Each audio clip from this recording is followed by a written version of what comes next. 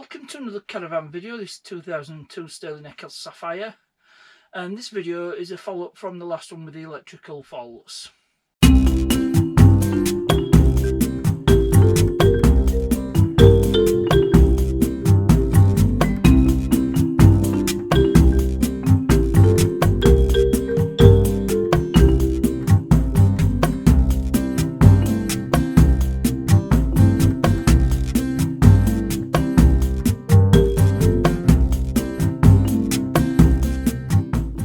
So following on from the last video, I said I'm going to have to turn it over to an electrician, and that's exactly what I did. So I contacted PSK Caravans, who were based in Bridlington.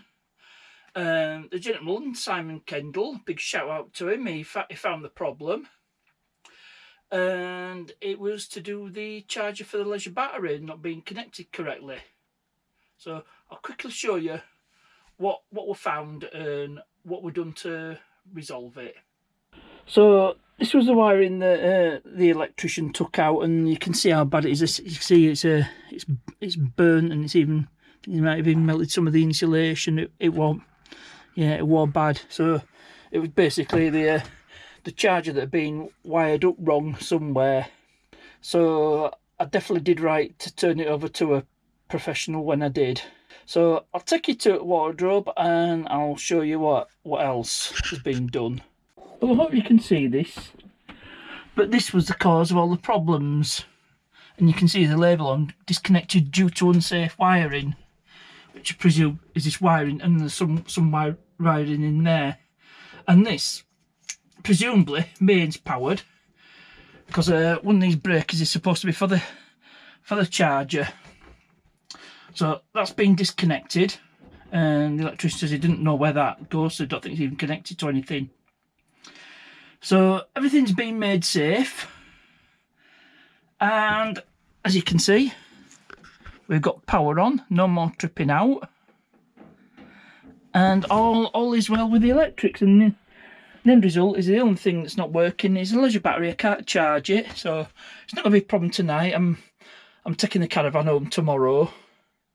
I was going to leave it till I might leave it till Sunday. It's Friday night now, so I'll probably take it home tomorrow, and then the leisure battery will probably get charged when when it's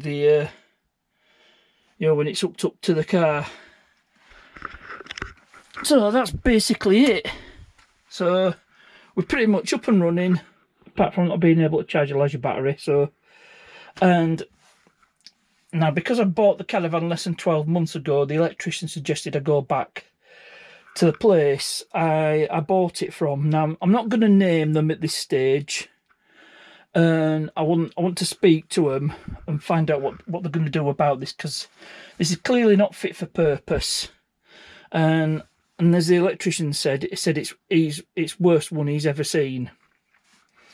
So I've got a professional opinion to back me up. So I should have a good case, but I'll follow that up later on. Like I said, I'm not going to name the place I got it from. It wouldn't be fair at this stage. I don't want to badmouth them over something they might not do. So just see what they have to say. I'll be speaking to them in the morning, actually, because I did call them and they said, "Oh, the guy you need to speak to won't be until Saturday morning at 9 o'clock." So I'll give them a call and see what they have to say. So it's been quite a number of weeks late, probably about 3 months. This all started in October 2024, and we're in the middle of January 2025 as I'm recording this. So the Caravan went back to the place I sold it from. I'm not going to name them. And they offered to repair it. I pushed for a refund because it was classed as dangerous, but unfortunately the seller didn't agree with that. So they've repaired it, removed that external charger. So I assume they've done a proper repair. So that's all good, as well good as can be. Really want money back, but you can't have everything. So with that, I think this Caravan's going to be, well, it is going up for sale now. We've got the static of being put off touring Caravans by this unfortunate experience. So the Caravan's sorted, and it's will go for sale. Well, that's the end of this video. stretched out over a number of weeks, but that's how it goes. So I hope you enjoyed this one. As ever, thanks for watching, and I'll see you.